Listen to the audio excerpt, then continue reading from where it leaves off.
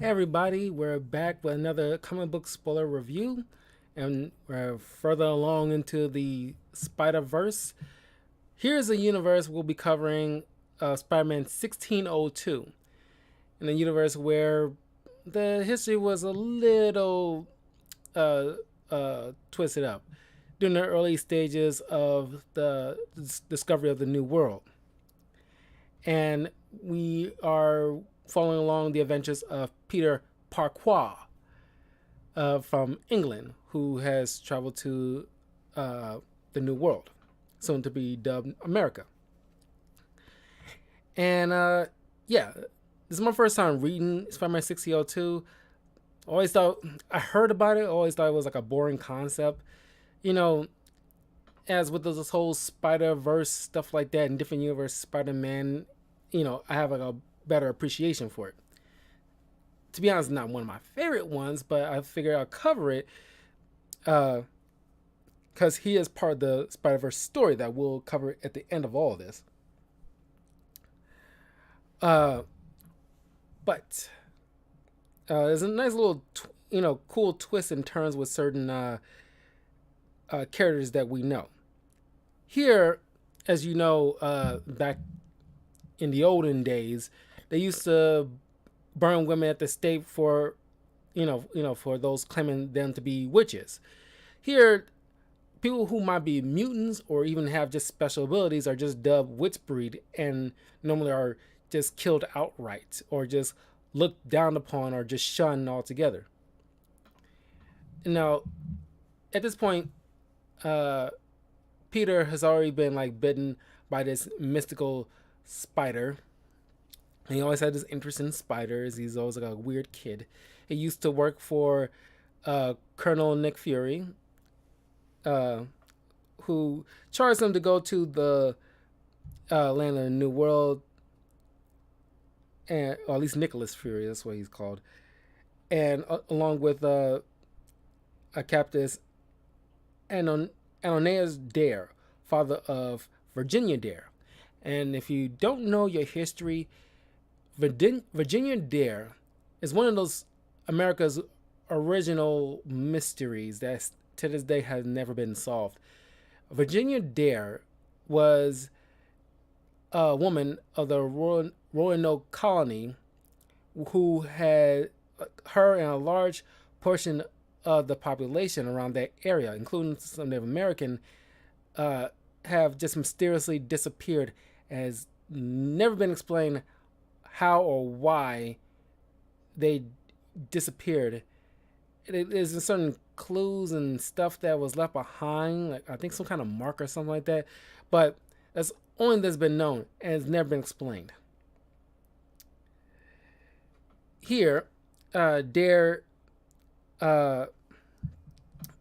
is discussing is talking with Norman Osborn, who's already, just like people are already suspicious and already think of, him as villainy, and is ready to just, burn people at the stake or just, you know, dare to fulfill his own self interest. And of course, he, there's like a boat that has like people with who's suffering from like the pox, and of course, he is planning on using the smallpox blankets on the Native Americans there. Of course, kind of feeding into what actually happened to some of the Native American people back in the day. And of course, here, Virginia Dare, I guess, kind of like this Peter's kind of Gwen Stacy ish. Ironically, because there is a Captain Stacy you'll see along the way in this first issue and a little bit of second issue. But Virginia Dare isn't romantically involved with Peter, and she has the ability to shapeshift into animals. And Peter is charged by Jane Jones Jameson, who runs the it's not the Daily Bugle, it's the Daily trumpet, and he's investigating what's going on with Norman and what he's up to, because it's like Jameson just he's villainy incarnate. So Peter investigates while Virginia is like, I'm going to help you out, and she's going to look after the Native American people, the tribe, and see like if everything's okay. She's be his extra eyes. But then at the same time, we know who's the main villain of this entire 5-issue arc, being Dr. Octavius, who's living in Venice, who has kidnapped Janet Van Dyne, who Henry Pym, who's trying to who's forced Henry in his employ to cure him of this this ailment that's turning him into basically like a man octopus. And he's trying to at first he's trying to poison Octavius, but Octavius is too smart, so he kind of forced that concoction on Janet, which turned her into into a small stature. So it shrunk her. So now he's threatening her life, forcing Henry to find a cure to what ails him. And of course, at the same time, you also see there's Octavius employed not just Pym, but he also had Dr. Connors, who here is like while trying to find a cure, use him as himself as like a test subject, force himself into. It's not like a traditional way of what the lizard looked like, but it's pretty much like a raptor from Jurassic Park. And also he had Henry McCoy, but he ended up turning to like a wolfman-like beast, but he's caged up and everything like that, but he can still talk. So, Octavius called him his little Henrys.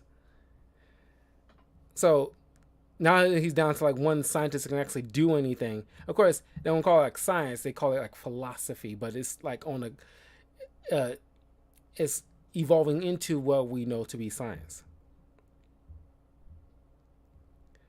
So they come to realize they need people of which breed blood to possibly synthesize an antidote to cure what what inflicts Octavius. Peter overslept and realized that the people he should be watching are like all gone. The smallpox makers are already gone. So he hustles, and of course there's no buildings around, so he had to swing on these tree branches, and he web swings because he produces his own webs.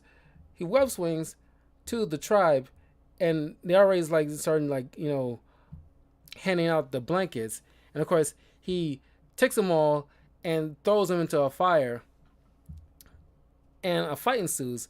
He's unmasked because I guess secret identities is like whatever here and there with some people, but Virginia Dare tries to turns herself into a deer to hustle as fast as he could to her father in order to warn what Osborn was doing. And Osborn ends up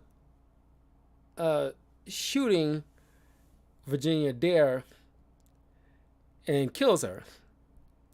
And at this point in time, the father already lost the mother. Now he lost the daughter. So now it's like, okay,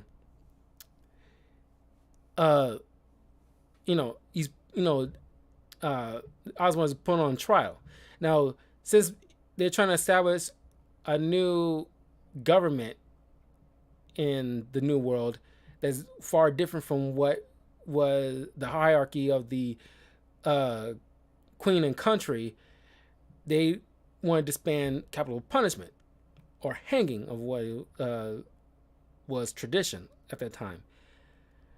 So Osborn's sitting pretty, thinking like, oh, okay, I'm not, I might be locked up, but I can still have a chance to escape or whatever like that, because they won't, hang me here. But he didn't count on, you know, the uh, the Dare father to like, okay, we we'll just send you back to England to be tried there for what your crimes are. Uh, and this like he, Osborn freaks out. It's like, you can't do this to me. I'm an American. And one of the tribes leaders, who was, because they trying to establish like a healthy relationship, which by and large usually it wasn't like that anyway.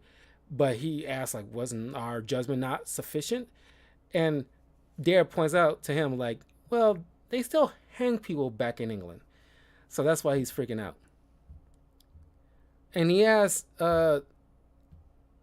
Peter, with his abilities, he charged him to look after, to make sure everything goes well and he gets to where he needs to be so he can be tried by by England. Uh, so now for the next couple of issues, Peter's gonna be like writing, or at least narrating, but he's writing to his fallen love, but he ended up burning the letters or destroying it all together, because like it's just kind of like therapeutic, because he needs to just get it out there, because he's like, he lost a person he cares about, and ironically it was because of a Osborn. So at this point in time, he is helping out as much as he can to the shipmates, who most are starting to start questioning, because Osborn seeded into their minds after a long trek and terrible storms. They think like, oh, he's Witchbreed, so that's why we're having so much trouble on seas. So of course they're superstitious. So now, after one of the crewmen got lost at sea thanks to a storm, they started attacking Peter. But but they get, the whole thing stops once they get attacked by the pirate, the King's Pin, Wilson Fisk, and his first mate Bullseye. And of course, it's kind of funny seeing Bullseye as like a pirate, because he's using archaic weapons but still hitting his mark regardless. It is so funny. And once, because it gets very Pirates of the Caribbean very fast, and he starts, firing cannons on the broadside of the ship, and the shrapnel, hit Osborn. So now he's affected with getting green and everything like that. So he only got probably like at best weeks to live once they reach England. But thanks to Peter's agility and strength and cunning, he managed to overpower Kingpin and Bullseye, leaving them stranded. And this changes people's perception on Peter. It's like, oh, you're good, man. It's like, thanks, you saved us all. And of course, Captain Stacy invites him to his quarters and told him why he was, hauling this specific cargo of eggs. Because, in his new world, I guess it's kind of very, there's like, raptors or something like that. Kind of like, certain dinos or creatures that you would see in like the savage lands, or in the wilderness, that most of the colonists have walled off to protect themselves from these kind of creatures. And two of the eggs were used as cargo for safekeeping to be delivered to Octavius, or Henry Pym, to utilize as test subjects to synthesize the antidote that Henry needed to cure Octavius. And so Captain Stacy said, well, he doesn't trust any of his crewmates because they view him as a coward, because he didn't just step up when Kingpin was attacking. So he's going to have to just find new crewmen and replace the old. But he trusts Peter in order to fulfill the rest of his obligation and deliver the cargo to Henry Pym. So that task is done, but uh, Pym, thanks to Osborne, kind of really, manipulating Henry's like, oh, you need more witch breeds? I can help with that. So a plan ensues to kidnap uh, Peter, who at this time meets up at this local theater group, led by uh, the Watson family. And of course, in this iteration, it's probably one of the few rare instances where Mary Jane Parker, here Marianne Jane, who kind of looks like, Maid Marian here, who has like a dutiful father who's around and a healthy family and a brother here. And he's just infatuated. And he feels a little bit bad because it wasn't too long ago that he lost a woman he thought was the love of his life. Now he sees radiant beauty, and thanks to his quick timing, he helps save her little brother from falling down in one of his performances. So they bring him on as thanks, bring him on to their theater group as thanks because he has nobody because there's no Aunt May here. If there were, it is no longer the case. And so he, joins them on the theater group. Meanwhile, Bullseye is tracking him down to exact Kingpin's revenge on Peter. And Henry sends out the Lizard to retrieve Peter. He attacks, and of course, Peter easily can like go toe to toe with the Lizard, but thanks to the intervention of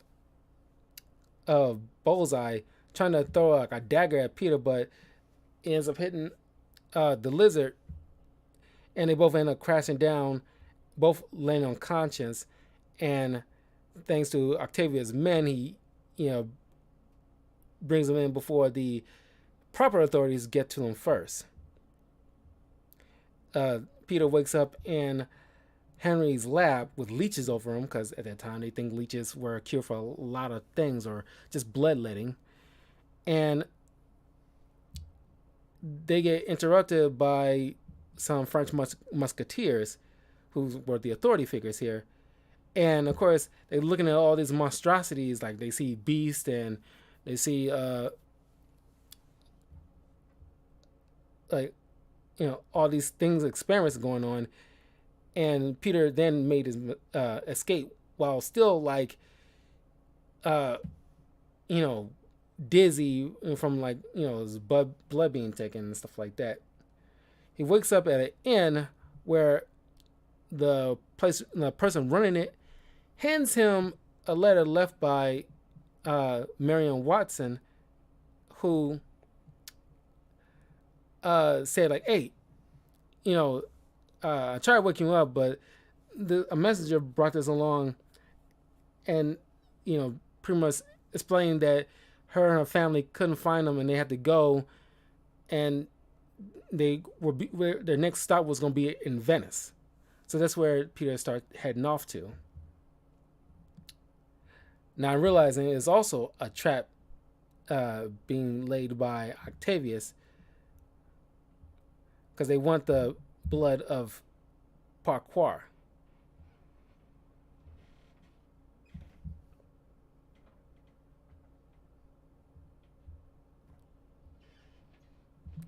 One second.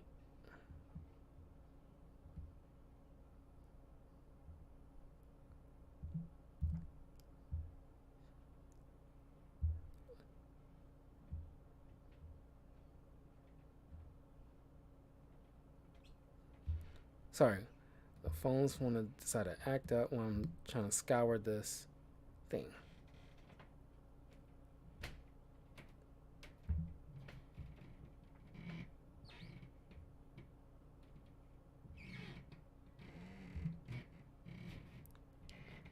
Hold on.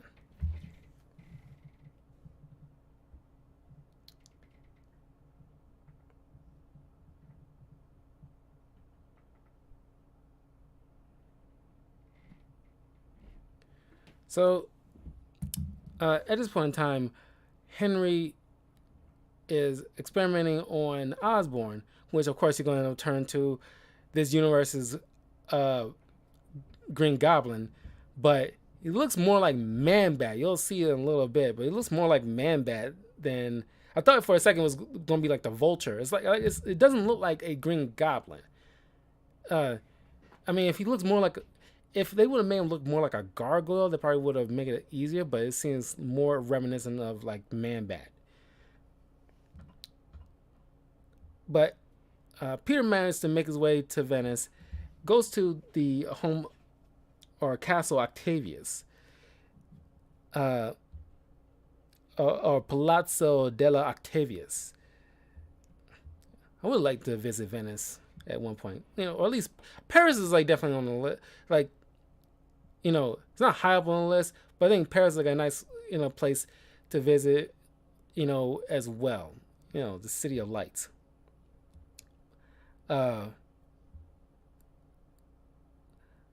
So Octavius is holding Marion and her brother's parents hostage while they perform as bait to lure Spider-Man to them so they can capture him. Of course, this doesn't fool Peter, so he sneaks behind and tells the brother, like, I'm here to rescue you guys. I'll take your place. I'll put on a frog suit, and then, I'll, make my way to, helping you guys escape. So Peter goes up on stage and whispers to Marion, like, hey, I'm here to rescue you. But of course, Connors, the lizard, sniffs him out very quickly, and a fight ensues on stage, and everybody's like already freaking out because like Octavius like literally have Connors on a leash, and you have like a dinosaur on stage, and people's like already tense as it is, and the fight ensues, and of course, Goblin shows up, and in the ensuing fight, Peter gets knocked out and wakes up in yet in another laboratory by Henry, and he chastises Henry for working with this madman. And of course, Henry fires back at him. It's like, I'm doing this to save my wife. Don't you understand? You would, if you're in love, you'll do anything for the person that you care, a great deal about. So this, gives Peter some realization that, not everybody working for Octavius is on their own free will. So Henry gives him this liquid that will revive him faster, because he already has what he needs. He just needs some of his blood. He wasn't intending on killing him, so that way he can finally get the antidote he needs to give to Octavius, so he can finally get his wife back and move on.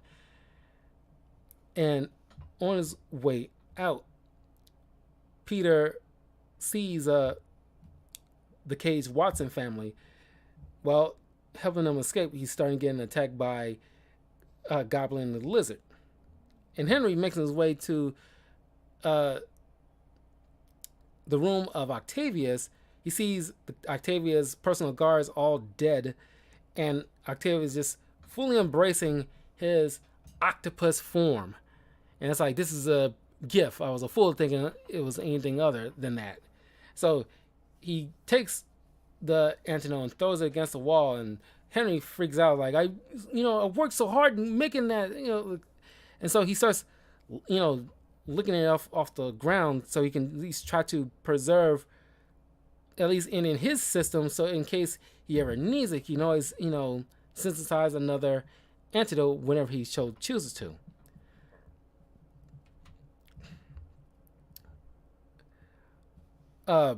Peter, and at this point in time, Octavius went so off the rails, he further mutates Janet into an actual like wasp, half human wasp individual. They had like bug eyes and like extra arms, like two extra arms.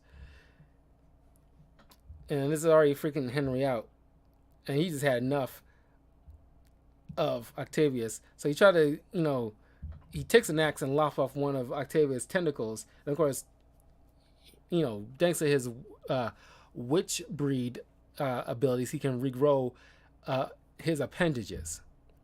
And he throws Henry out the window. And he lands in the water. And of course, being Henry Pym, he's able to grow in size thanks to the blood, because I guess it does something different to each individual depending on the individual. So the goblin takes some of these concoctions and in a way forms his own pumpkin bombs and lops it at Peter. Tries to destroy him, but of course it misses, and the whole place started coming down. And of course, in a very iconic Spider-Man way, he has to be lifting something heavy, and you see his rippling muscles as he's lifting something heavy to save everybody. And so he rescues the Watson family while being attacked by the Goblin. And of course, Octavius, being infuriated for their incompetence, he attacks both the Lizard and Goblin, and the Lizard just takes a bite out of one of his tentacles and Octavius knocks him to the side. And while trying to tie Octavius up with his webs, he shoots black ink on Spider-Man. And of course, he makes some comment about like, oh God, my suit is all black now. It's like it doesn't even look right. It makes like a reference to obviously the black, Venom suit, but it's like an offhanded comment. And of course, while Octavius is incapacitated, Goblin's trying to take his revenge out on Spider-Man, and this whole place is already coming down. And of course, Bullseye is still in play, and he's trying to shoot a crossbow at Spider-Man on a roof, but thanks to his spider sense, he grabs Goblin, turns him around, and the arrow goes right between the eyes of Goblin, killing him instantly. And like I said, another universe where Spider-Man has this particular Spider-Man doesn't have no qualms of killing if he doesn't actively do it, but he has no qualms, letting it happen if push comes to shove. And of course, that's when the Lizard shows up and attacks and seemingly kills Bullseye immediately. And before Spider-Man has a chance to say thank you, he's knocked to the side by Octavius, and Octavius gets his comeuppance when Henry Giant Man comes out of the water and squishes him immediately. That's very dope. And him and Janet go off to try to find a cure for themselves, and Peter and Mary Jane swing off. While there's a brief little glimpse of like panels, if this stuff plays out, like if this was like the beginning of the actual origin point of the Marvel universe, if this was like the case, it's not. But in this universe, it's the crux point, and it continues on to the point of the 40s where you see Captain America and they find this solution, or at least Erskine find this formula where he synthesized to the point where it makes the super soldier serum, and there's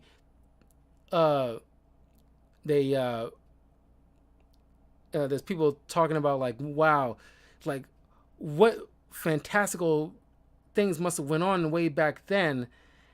It's like, what wondrous marvels kind of thing. And that's the way it ends, at least in this adventure for Spider-Man 1602. We'll see him in other stuff, but you'll see him again in the Spider-Verse story once we cover it. But it was quick. I'll have another one with Spider-Girl universe, hopefully by tomorrow, if not Saturday, and I'll cover that as the next Spider-Man Spider-Verse continuation.